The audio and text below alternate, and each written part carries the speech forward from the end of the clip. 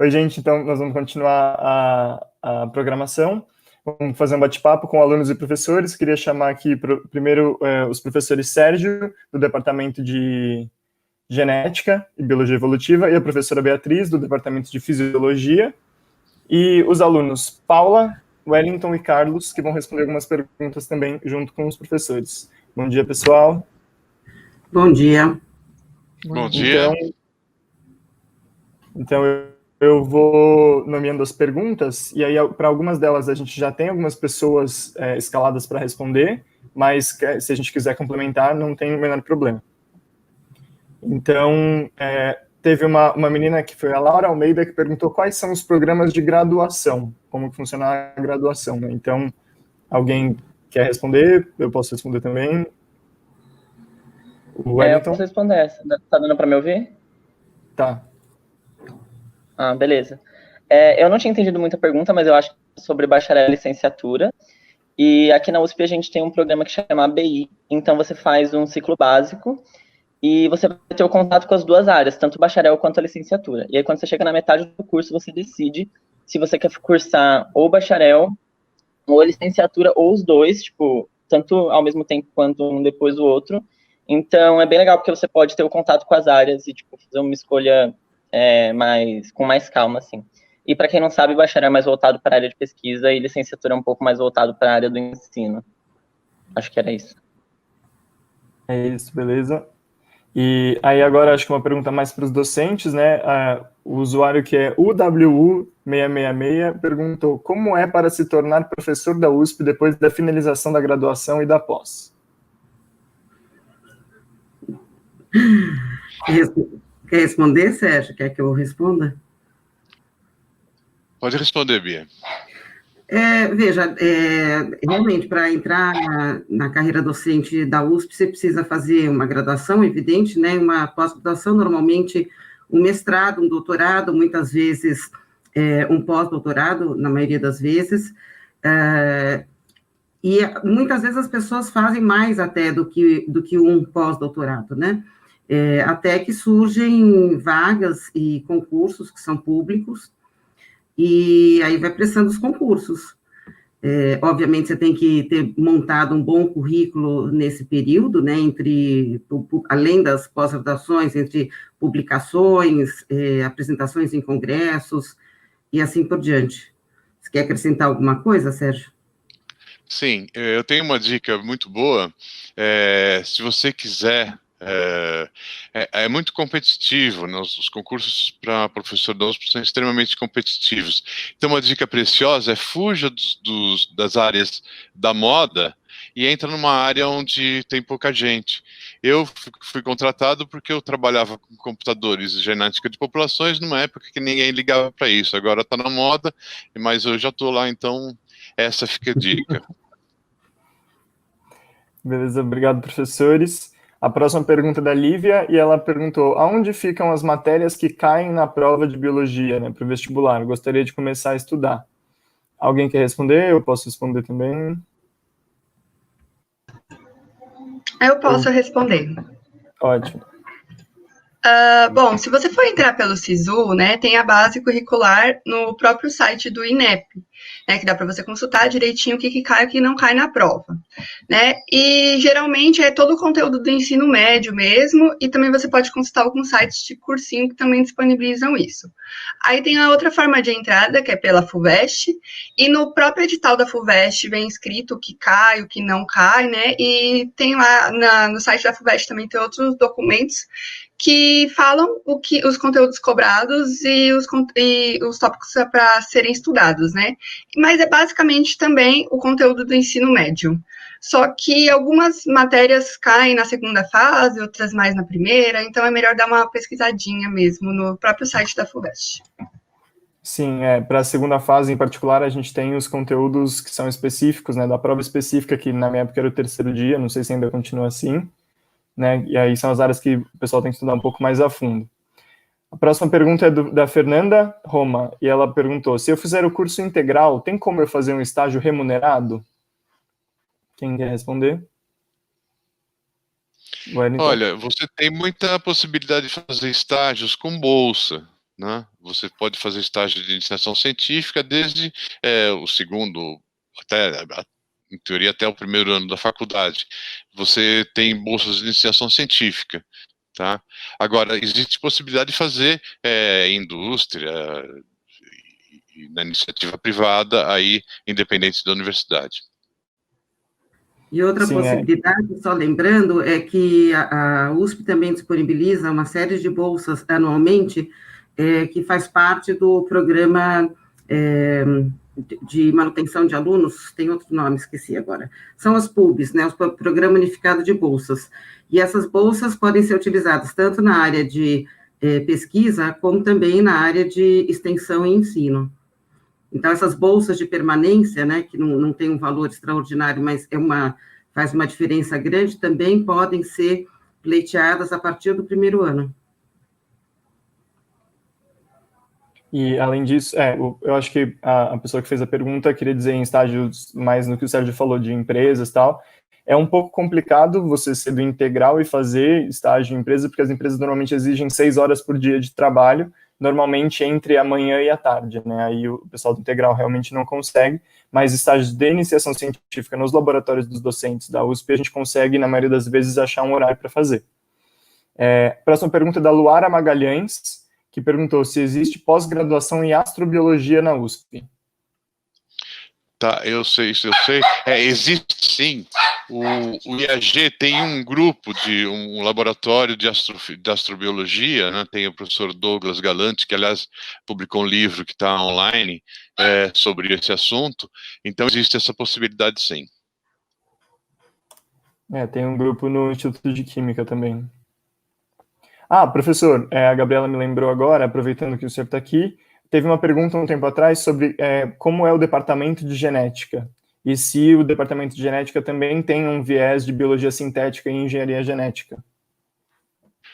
Olha, nosso departamento de genética ele é bastante diversificado. Você tem grupos de genética humana, né, que fazem, muitas universidades separado da biologia, fica na medicina, mas o nosso fica, que é um grupo de genética forte de genética médica e humana. Você tem grupos de genética animal, você tem genética microbiológica.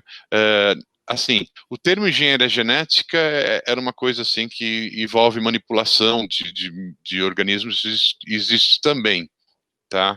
Eu não lembro do outro assunto que foi perguntado. Biologia sintética, engenharia genética. A biologia sintética, isso eu não conheço, assim, no nosso departamento, alguém que faça isso daí.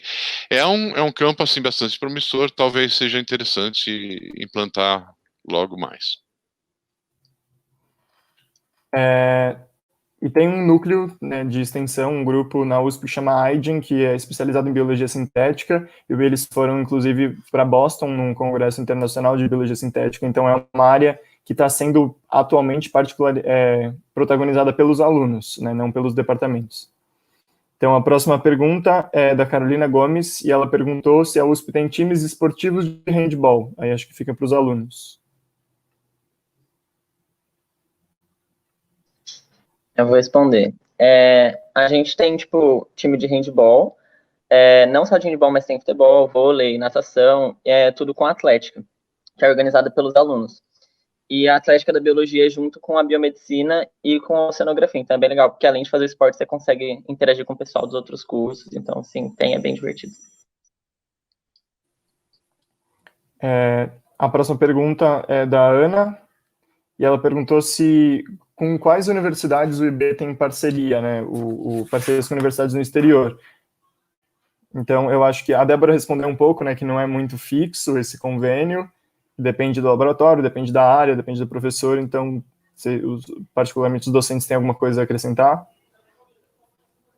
Eu sei que tem um programa de pós-graduação internacional que tem principalmente professores da botânica. Durante um tempo eu fiz parte disso daí, ele não é muito divulgado, mas é um programa que você tem titulação dupla. Você faz na pós-graduação, você fica com o título de doutor pela USP e pela Universidade do Exterior, que eu esqueci.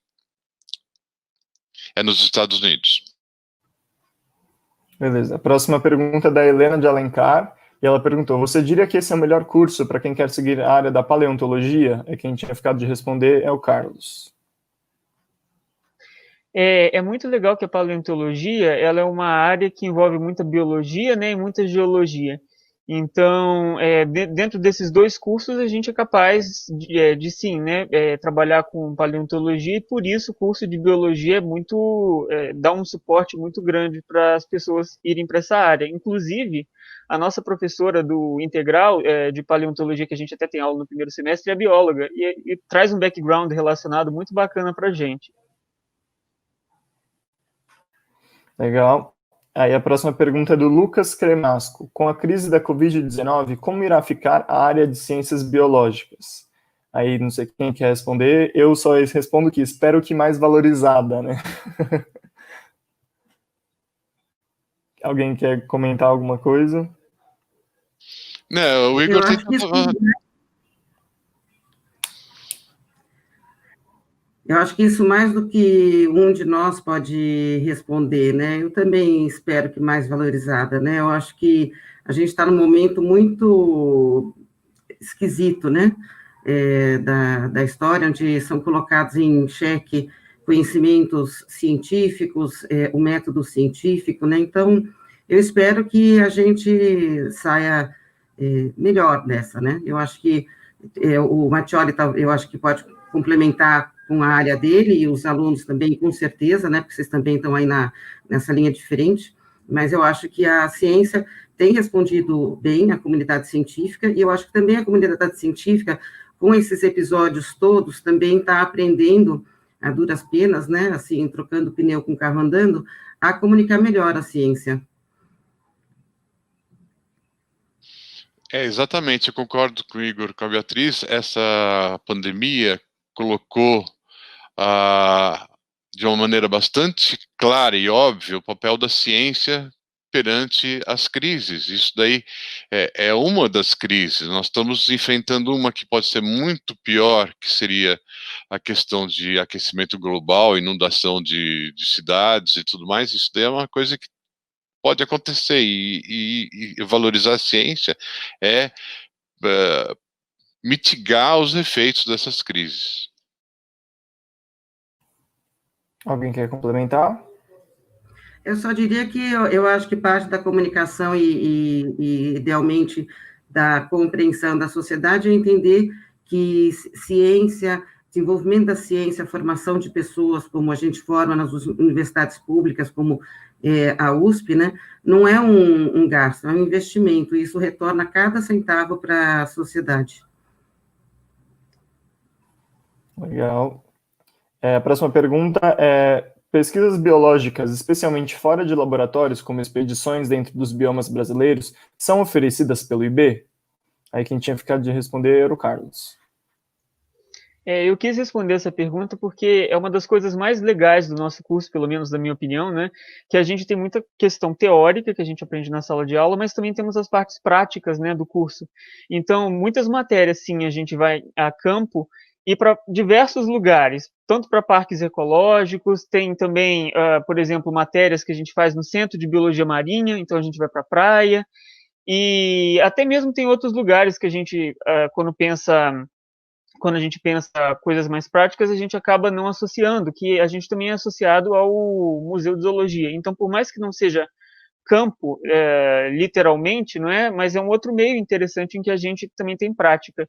E com isso tem muitas experiências legais que a gente vai adquirindo ao longo do curso.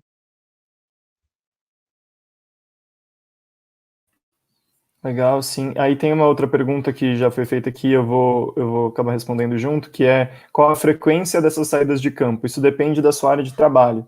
Ao longo da graduação, a gente tem várias disciplinas que promovem viagens de campo, igual o Carlos falou, para diferentes lugares, e dependendo da sua área de atuação enquanto pesquisador, né, particularmente aluno de iniciação científica, tem pessoas que fazem muitas saídas de campo e tem laboratórios que não fazem saídas de campo e ficam mais trabalhando dentro do laboratório mesmo. A próxima pergunta é da Ana Caroline Gouveia. Ela perguntou: o curso noturno tem alguma desvantagem em relação ao integral, inclusive em relação ao estágio? Aí quem tinha respondido aqui era o Wellington, isso. Eu faço noturno e um dos motivos de eu ir pro noturno foi exatamente por causa dessa questão do tempo. Então, tipo, na verdade, depende, se você estiver falando de estágio, igual a pessoa estava falando na outra pergunta, de empresa, de entrar em alguma coisa assim que exija mais experiência na graduação, a única desvantagem é que você vai demorar um pouco mais de tempo, provavelmente, para você adquirir esse currículo para você concorrer a essa vaga. Mas em questão de você trabalhar na área da biologia, seja em iniciação científica, com projeto de extensão e outras coisas, você estando no integral ou no noturno você pode fazer, só que no noturno, geralmente, se você não trabalhar durante o dia, né, você vai ter mais tempo disponível, porque você vai ter menor carga horária nas disciplinas e você pode participar de mais atividades extracurriculares. Então, eu não diria que tem uma desvantagem para você conseguir. Você consegue ter mais experiência estando no noturno com atividades extracurriculares, mas também dá para fazer isso no integral. Legal. Próxima pergunta é da Lu Oliveira. Não, ela só fez um comentário, perdão. Próxima pergunta é da Suzana Andrade, quem tinha ficado de responder era o Carlos, e ela perguntou, dá para terminar o curso no noturno em menos de 6 anos? Bem, eu vou precisar de uma ajuda para responder a parte do noturno, mas eu posso falar pelo menos pelo integral, né? Bem, de modo geral, a gente organiza, né, a nossa grade para se formar à medida que a gente tem a necessidade. Então, no integral, por exemplo, nós temos 4 anos de mínimo para se formar, e nós também temos o máximo, que são 6 anos. No noturno, eu acredito que também tem um mínimo e um máximo, mas respeitando isso e você se organizando, você pode se formar no período que você deseja. Algum de vocês sabe qual é o tempo mínimo para o noturno? Noturno tem de 6 a 9 anos e o integral de 4 a 6. Então, provavelmente, a pessoa tem que esperar os 6 anos, né, para se formar. É possível se formar antes do mínimo, se a pessoa puxar matérias, fizer uma rotina louca de créditos. Mas tem gente no integral que se forma em 3,5, 3. É verdade. A próxima pergunta... Acrescentar um negócio sobre isso rapidinho. Se você tá no noturno ou se você tá no integral, você pode mudar os períodos. Eu não sei se a gente já falou disso, mas enfim, dá para você mudar de período. E você estando em um, você pode pegar matérias do outro. Por exemplo, eu sou do noturno e eu pego sempre 1 ou 2 matérias no integral quando eu tenho tempo para fazer isso. Diminui o seu tempo de curso. A próxima pergunta é da Lívia Menin, e ela perguntou, depois de quanto tempo eu posso escolher para onde eu vou me direcionar? E eu tinha ficado de responder essa. Então, o nosso curso, igual a Débora já falou, todo mundo já falou, é um curso muito, muito amplo. Então, a gente aprende muita coisa sobre todas as formas de vida, como elas são, como elas funcionam, como elas se relacionam, e é natural que a gente encontre áreas que a gente goste mais e vá querendo se afunilar. Isso acontece particularmente quando a gente acaba o núcleo básico, que são as matérias obrigatórias, que a gente tem que cursar de todas as áreas da biologia, e aí, a partir do núcleo avançado, a gente começa a escolher as disciplinas que a gente vai querer fazer. Então, a gente pode, por exemplo, vamos supor que eu gosto muito de genética, e eu vou pegando as disciplinas da genética, lógico que eu não vou conseguir fazer só disciplinas da genética, mas eu vou mais afunilar os meus interesses. E uma outra coisa também é quando você começa a fazer estágio em algum laboratório para fazer iniciação científica. Você acaba escolhendo isso, e esse momento de decidir em qual laboratório você vai entrar, normalmente ocorre a partir do 2º ano da graduação, mas que nem o professor Sérgio falou, é possível fazer desde o 2º até no 1º ano, o que entre os alunos, assim, a maioria dos alunos não é muito aconselhado, porque os primeiros anos tem muita matéria e a gente acha que a universidade tem muito mais do que só as aulas, do que só a experiência da pesquisa, né? E aí, se você já entra logo no laboratório de pesquisa, talvez você não consiga aproveitar tudo que a universidade pode te oferecer. A próxima pergunta é da Cora Neyman, e ela perguntou se o curso vai ser afetado pela pandemia, já que provavelmente começará depois do esperado. Alguém quer responder? Eu posso comentar alguma coisa. O curso, não é o curso, né? O país foi afetado pela pandemia, mas o curso, a gente não tem notícia, ao contrário, de que o curso tenha perdido em qualidade. O que foi feito esse ano é que algumas atividades presenciais tiveram que ser suspensas, como viagens de campo, etc., e isso será reposto em janeiro. O curso, o 2º semestre, começando em março, se a gente já tiver com essa pandemia sob controle, deverá ser um ano normal, e o curso será normal. A diferença esse ano é que a gente teve que fazer, por conta da pandemia, uma série de atividades remotamente. Aulas sendo dadas remotamente, fóruns de discussão com os alunos dentro das disciplinas estão sendo feitas remotamente. Agora, a qualidade do curso não alterou, e nem o conteúdo deverá ser alterado, deverá ser modificado ou prejudicado de nenhuma forma para esses alunos que estão frequentando o curso nesse ano. Mas eu acho que também, esse é um lado, né, mas eu acho que os alunos também podem comentar. Eu vou comentar, tá ligado? Eu acho que, tipo, já estão perguntando do ano que vem, né? Mas esse ano já foi afetado, e acho que foi mais afetado até do que o do ano que vem. Eu acho que, assim, a gente está se adaptando conforme pode, tanto os professores estão fazendo o que eles podem quanto os alunos, né? Todo mundo dando o seu melhor para conseguir fazer as coisas. Mas pro ano que vem, eu acho que só vai mudar mesmo vocês vão entrar, tipo, se entrarem um pouco mais tarde, vai terminar um pouquinho mais tarde, mas o período fazendo o curso, acho que vai ser provavelmente a mesma coisa. Não, o período do curso é igual. O que vai mudar é o seguinte: se começa o semestre mais tarde, ao invés de ter um mês de férias em julho, tem, sei lá, 20 dias. Então, começa o segundo semestre um pouco antes. É isso que vai alterar, pelo que eu entendi pelo que está sendo proposto. Essa área ainda está um pouco nebulosa para a gente também está acompanhando o que a reitoria está trazendo para a gente, mas ainda não está tão bem definido, assim, né? Algumas coisas podem mudar, então a gente também não quer dar alguma informação incorreta para vocês. A próxima pergunta é da Júlia de Oliveira Sena, e ela perguntou: como é o cotidiano de uma bióloga pesquisadora? Alguém quer responder? Alguma bióloga. Eu posso responder. Depende um pouco da sua área de atuação, e depende um pouco se você, além de pesquisadora, está numa instituição de ensino ou não.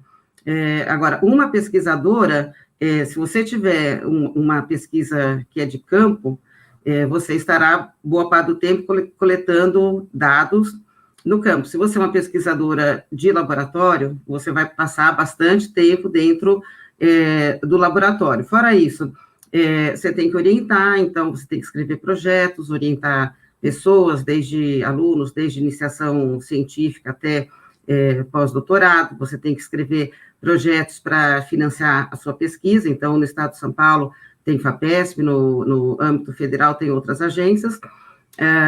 Você tem que escrever projetos para apresentar escrever esses trabalhos tanto para publicação quanto para apresentar em congressos. E, além disso, você estiver numa instituição de ensino, você também tem que, quer dizer, faz parte da sua rotina, preparar aula, apresentar aulas, e tem um terceiro viés da vida universitária, que é a questão da cultura e extensão. Então, no caso do Instituto de Biociências, tem várias formas de que isso pode ser feito. Se você for uma pesquisadora, um dos caminhos é fazer divulgação científica, e entre outras, né? Formação de professores e assim por diante. Legal. Gente, eu vou encerrar, então, esse nosso bate-papo. Obrigado pela participação de todos. E agora a gente vai ter uma oficina de abelhas. Então, até a próxima.